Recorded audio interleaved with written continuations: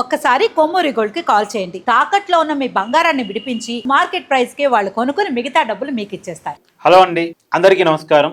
నేను మీ కట్ట కార్తీక్. మార్చి 31 ఆపరేషన్ కగారుకు చివరి రోజు. కేంద్ర హోంశాఖ మంత్రి అమిత్ షా మావోయిస్టులు లేని భారతాన్ని క్రియేట్ చేస్తానని చెప్పి ఆపరేషన్ కగారు ప్రకటించారు. 2 సంవత్సరాలు అవుతుంది. మార్చి 31 చివరి రోజు. మరి మావోయిజం లేకుండా పోయిందా అంటే దాదాపుగా 95-96% మావోయిజం అనేది కంప్లీట్. మావోయిస్ట్ పార్టీ అనేది కొలాప్స్ అయిపోయింది. ఈ రోజు కూడా ఒక కీలకమైన నాయకుడు ఆంధ్రప్రదేశ్లో లొంగిపోయాడు. ఇప్పటికే ప్రధాన నాయకత్వంతో లొంగిపోయింది. మావోయిస్ట్ పార్టీ కేంద్ర ప్రధాన కార్యదర్శితో సహా మావోయిస్ట్ పార్టీలో కీలకమైన నాయకులు అంతా కూడా రకరకాల రాష్ట్రాల్లో లొంగిపోయారు. ప్రధానంగా ఆల్ ఇండియా సెక్రటరీ తెలంగాణలో లొంగిపోయాడు, కేంద్ర ప్రధాన కార్యదర్శి. అయితే నేనేమంటానంటే వీళ్ళంతా లొంగిపోయారు కాబట్టి వందలాది మంది మావోయిస్టులు చంపబడ్డారు. ఎన్కౌంటర్లలో వందలాది మంది లొంగిపోయారు. మావోయిస్ట్ పార్టీ నాయకత్వం అంతా కూడా అయితే చనిపోయింది, లేదంటే లొంగిపోయింది. అయితే ఇక మావోయిజం ఉండదా? రియాలిటీగా మాట్లాడుకుందాం. మావోయిజం ఉండదా అంటే మావోయిస్టుల్ని అణిచివేసిన తీరును ఒకసారి మనం పరిశీలిస్తే మావోయిజం ఉండదా మనకు అర్థమైపోయింది. నట్టడువుల్లోకి కేంద్ర వర్గాలు పోయాయి, రాష్ట్ర పోలీసులు సహకారం, తర్వాత గ్రైహౌండ్స్ దళాలు, ఒక ప్రభుత్వం పూర్తి స్థాయిలో వర్కౌట్ చేసి, ఒక ప్రభుత్వం అంటే ఒక వ్యవస్థ, అనేక మంది అధికారులు, పెద్ద ఎత్తున పోలీసు బలగాలు, కేంద్ర బలగాలు, వాళ్ళకి పెద్ద ఆయుధాలు, పెద్ద ఎత్తున ఖర్చు, కోట్లాది రూపాయల ఖర్చు. ఒక్కొక్క మావోయిస్టుని 6 బలగాలు, అంటే ఒక్కొక్క మావోయిస్టుని 6 పోలీసు చొప్పున లెక్కేసి బలగాన్ని రంగంలో దింపి మొత్తానికి ప్రధానంగా ఛత్తీస్గఢ్ అడవుల్లో మావోయిస్టు స్థావరాలు ఉన్నాయని గుర్తించి ఆ అడవుల్ని ప్రధానంగా టార్గెట్ చేశారు. అక్కడ నుంచి వాళ్ళ మీద ఆపరేషన్ గగార్ స్టార్ట్ అయింది. దేశవ్యాప్తంగా అన్ని చోట్ల కూడా వాళ్ళ ఏరువేత కొనసాగింది. లొంగిపోమని చెప్పారు, లేదా ఎన్కౌంటర్ చేశారు. వందలాది మంది ఎన్కౌంటర్ చేపట్టారు, వందలాది మంది లొంగిపోయారు. అయితే ఇక్కడ ఇంత పనిచేసి ఇంత సమయం కానీ మావోయిస్టులు 95%-96% క్లోజ్ కాలేదు. మరి ఇక మావోయిజం పట్టుకుండా ఉంటుందా? ఇంతగానో మావోయిస్టులు, ప్రభుత్వం అంటే ఒక వ్యవస్థ దగ్గర చాలా డబ్బు ఉంటుంది, చాలా సిబ్బంది ఉంటారు, మానవ వనరులు, ఆయుధాలు ఉంటాయి. కానీ మావోయిస్టులు అంతమంది 100, 200, 300, 400 ఒక చోట ఒక స్థావరంగా, వాళ్ళ దగ్గర ఆయుధాలు కూడా చాలా లిమిటెడ్గా ఉంటాయి, వాళ్ళ దగ్గర టెక్నాలజీ ఉండదు. అయినా సరే వాళ్ళు ఎదుర్కొని నిలబడగలిగారు అంటే దానికి కారణం ఆదివాసీలు, గిరిజనుల మద్దతు, అడవుల్లో పుట్టి పెరిగిన వాళ్ళ మద్దతు. ఇది వాళ్ళకి ఎందుకుంది? అసలు మావోయిస్టుల్లోకి రిక్రూట్మెంట్ ఎందుకు వెళ్తున్నారు? జనరేషన్స్ మారిని, సమాజం మారింది, ఆర్థిక పరిస్థితులు మారిని, స్వార్థం పెరిగింది. నా జీవితం నేను బతకాలి, నాకు ఇంకోటితో సంబంధమే ఉంది, సమాజంతో సంబంధమే ఉంది, ఈ సమాజంలో ఏదో క్రియేట్ చేయాలి, సమాజంలో సోషలిజం పట్టుకురావాలనే ఆలోచనలు తగ్గిపోయాయి. చదువులు కూడా స్వార్థాన్ని మన మైండ్లోకి జొప్పిస్తున్నాయి. డబ్బు కట్టు, డబ్బు సంపాదించు, ఇదే కదా చదువులు తీరి. ఇప్పుడు పెట్టుబడి పెట్టే డబ్బుని చదివిన తర్వాత డబ్బు సంపాదించు, ఇదే చదువులు తీరి కదా. ఈ పరిస్థితుల్లో కూడా మావోయిస్టుల్లోకి ఎందుకు రిక్రూట్ అవుతున్నారు అనే దాన్ని కనుక ఫైండింగ్ చేయకుండా, ఆ వైపుగా ఆలోచన చేయకుండా ఇక మావోయిజం ఉండదు అనుకోవటం మనకంటే పొరపాటు ఇంకేం ఉండదు. మావోయిజం అనేది కేవలం శాంతి భద్రతల సమస్య కాదు, అది సామాజిక ఆర్థిక సమస్యగా దాన్ని గుర్తించాలి. అసమానతలు, పేదరికం, నిరుద్యోగం, అసహనం, ఇది మావోయిజానికి ప్రధానమైన కారణం. ఇవి సమస్యలుగా గుర్తించి వీటిని పరిష్కరించకుండా ఉండుంటే ఎప్పటికైనా మావోయిజం మళ్ళీ పురుడు పోసుకుంటుంది. కదే మావోయిజం అనే పేరుతో కాకపోవచ్చు, ఇంకో రూపంలో, ఇంకో పేరుతో. ఇప్పుడు నేను ఒక ఎగ్జాంపుల్ కోసం చెప్తున్నానండి. వెలుగుమట్ట దగ్గర, ఖమ్మం జిల్లా వెలుగుమట్ట దగ్గర ప్రభుత్వం పేదవాళ్ళు భూదాన భూముల్లో నివాసం ఉంటున్న పేదల ఇల్లు కూల్చేశారు. అంటే అక్రమంగా ఆక్రమించుకొని మీరు ఉంటున్నారని కూల్చేశారు. మళ్ళీ ఆ భూమిని ఏం చేస్తారు? ప్రభుత్వ భూమి అని చెప్పేసి ఏదో కార్పొరేటర్గా అప్పచెప్తారు. వాడు ఉద్యోగాలు ఇస్తాడు, వాడు డెవలప్ చేస్తాడని చెప్తారు. అంటే డెవలప్మెంట్ పేరుతో, ఉద్యోగాల పేరుతో భూములన్నీ వాళ్ళు అనుకున్న వ్యక్తులకు రాసిస్తేస్తారు. పేదోడికి మాత్రం భూమి ఇవ్వడానికి, ఇది ఇవ్వడానికి చేతులు రావు. ఒకటి ఇందిరా మిల్లు కట్టిస్తారు, అది ఇవాళ కట్టితే రేపే గూలి తట్టుంటుంది. అది కూడా అరకొరగా ఇస్తూ ఉంటారు. కానీ కార్పొరేట్కి రాయితీలు మాత్రం విచ్చలవిడిగా ఇస్తూ ఉంటారు.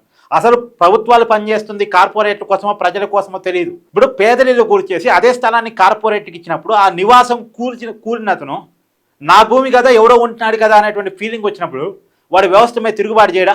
వ్యవస్థల మీద, ప్రజాస్వామ్యం మీద ఆ మనిషికి నమ్మకం వస్తుందా? వాడు ఖచ్చితంగా తిరుగుబాటు చేస్తారు. ఆ తిరుగుబాటే మావోయిజం.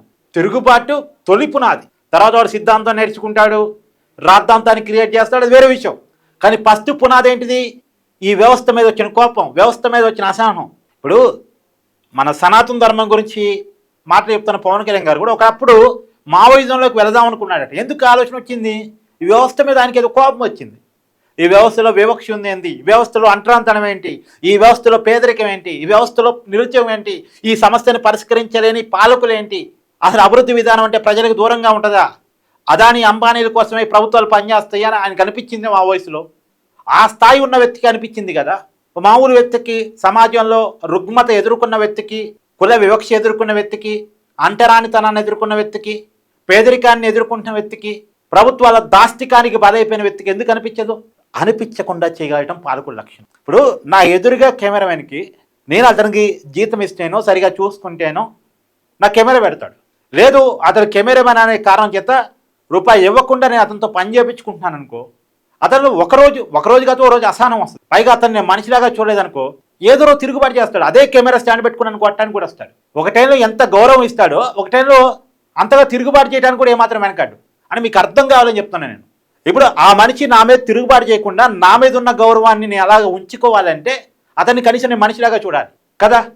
అట్లే ప్రభుత్వాలు కూడా ఓటేసేటప్పుడు మాత్రమే వాళ్ళు ఓటర్లు, తర్వాత వాళ్ళెవరో నాకు సంబంధం లేదు, నేను డబ్బుల కోసం పని చేసుకుంటున్నాం, డబ్బులు ఉన్నోళ్ళ కోసం పని చేసుకుంటున్నాం అని పాలకులు అనుకుంటే ప్రజలు ఏదో ఒక రోజు అసహనం రూపంలో తిరుగుబాటు వస్తుంది. అది మావోయిజం కావచ్చు, ఇంకో రూపం కావచ్చు, ఇంకో రూపం కావచ్చు. అసలు ఇంకోటండి, ఆదివాసీల్లోనే గిరిజనుల్లోనే ఎక్కువ మంది మావోయిజంలోకి వెళ్తున్నారు.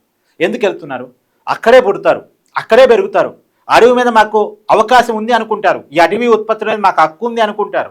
కానీ మీకు లేదు హక్కు, ఎవరికో అదానికో అంబానీకో ఉంది, వాళ్ళు వచ్చి ఇక్కడ వ్యాపారం చేసుకుంటారు, మీరంతా పక్కగా జరగండి అంటే అక్కడ కూడా కోపం రాదా? ఆ కోపం రాకుండా వాడికి అవకాశాలు కల్పించడం, వాడి కాళ్ళ మీద, ఇప్పుడు నిజంగా చెప్తున్నా అండి, ఎవడి కాళ్ళ మీద వాడిని నిలబెడితే ఎవడు కూడా తుపాకులు పెట్టుకొని ప్రాణాన్ని రిస్క్ చేసి ఒకప్పుడులాగా మావిజంలో పోదాం, నక్సలిజంలో పోదాం, ఇంకో ఇజంలో పోదాం అని ఎవడు అనుకోడు.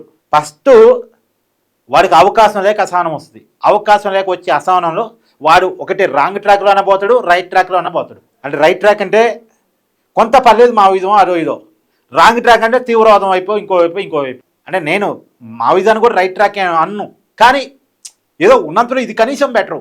అది అటైతే మరి డేంజర్ కదా. కాబట్టి వ్యవస్థల్లో అవకాశాలు అందరికీ కనిపించడం సరే. ఉన్మాదంతో, మత ఉన్మాదమో, కుల ఉన్మాదమో, పిచ్చి ఉన్మాదంతో పోయేవాడు అది వేరే విషయం. వాటిలో ఆ నరనరాలు జీర్ణింపజేస్తే అడపోయేవాడు వాడిని కాదు, వాడి మనిషి కాదు, వాడు ఉన్మాది. అలాంటి వాళ్ళ గురించి మనం మాట్లాడుకోవడం కూడా వేస్తూ. కానీ సమాజంలో ఎదురయ్యే వివక్షల వల్ల, సమాజంలో ఎదురయ్యే అసమానతల వల్ల మావోయిజంలోకి అసహనం రూపంలో అక్కడికి వెళ్ళే వాళ్ళ సంఖ్యను ఆపాల్సిన బాధ్యత ప్రభుత్వాల మీద ఉంది. నిజానికి అది ఆపినప్పుడే ఆపరేషన్ కాగారు సక్సెస్ అయినట్టు. అది అంటే ఆ సమాజంలో వివక్షని, అసమానతల్ని, పేదరికాన్ని, నిరుద్యోగాన్ని దూరం చేయడానికి ప్రభుత్వాలు ప్రయత్నం చేయనంత కాలం, ఇంకా కరెక్ట్గా చెప్పాలంటే ఈ దేశంలో 80% సంపద 20% మన చేతుల్లో, 20% సంపద 80% మన చేతుల్లో ఉంది అనేది పచ్చి నిజం. ఈ అంతరాన్ని చెరిపేసే ప్రయత్నం వైపు ప్రభుత్వాలు లేకపోతే ఎప్పుడు అసహన భారతం లగిలిపోతూనే ఉంటుంది. అంటే నేను చెప్పే మాట చూసేవాళ్ళు ఇదేంది కార్తీక్ అసహనాన్ని అంటే వాళ్ళని ఎంకరేజ్ చేసినట్టుగా, వాళ్ళకి సపోర్ట్ చేసినట్టుగా మాట్లాడుతున్నాడు అని నా ఉద్దేశం. వాళ్ళని సపోర్ట్ చేయడం అస్సలు కాదు. కానీ ఆ వైపుగా వెళ్ళే వాళ్ళని వాళ్ళు మన బిడ్డలే కాబట్టి ఆ వైపుగా వెళ్లకుండా కాపాడుకోవటం. ఇప్పుడు మావోయిస్టులు కూడా పెద్ద పెద్ద మేధావులు ఉంటారండి. నిజానికి చాలా గ్రామాల్లో వాళ్ళు సింపథైజర్స్ ఉంటారు. ఎందుకుంటారు తెలుసా? వాళ్ళు చేసేది మంచి పనే, మా కోసమే కదా అనేటువంటి ఫీలింగ్. ప్రభుత్వాలు చేయాల్సిన పని చేయనప్పుడు ఇంకెవరు అన్నల కోసం చూస్తుంటారు. వాళ్ళకి అన్నలని పేరు పెట్టింది ఎవరు? ఇదే ప్రజలు కదా వాళ్ళకి అన్నలని పేరు పెట్టింది. కరీంనగర్ జైత్రయాత్ర, శ్రీకాకుళం పోరాటం మన తెలుగు రాష్ట్రాల్లోనే వాళ్ళకి పెద్ద చరిత్ర ఉంది. ఒకప్పుడు భారత ప్రభుత్వం తెలంగాణ నైజాం చేతుల్లో ఉంటే పట్టించుకోకపోతే అదే తుపాకులు పెట్టుకుని సాయుధ పోరాటం చేశారు. అరే సరే, ఆ రోజు మావోయిజం కావచ్చు, ఉమ్మడి కమ్యూనిస్ట్ పార్టీ కావచ్చు కాక, అంటే ఏదైనా పరిస్థితులను బట్టే ఆ పరిస్థితుల్ని మార్చాల్సిన బాధ్యత ప్రభుత్వాల మీద ఉంది. ఆ బాధ్యత నేను గుర్తు చేస్తున్నాను అంతే. మీ అభిప్రాయాన్ని కామెంట్ చేయండి. Thank you.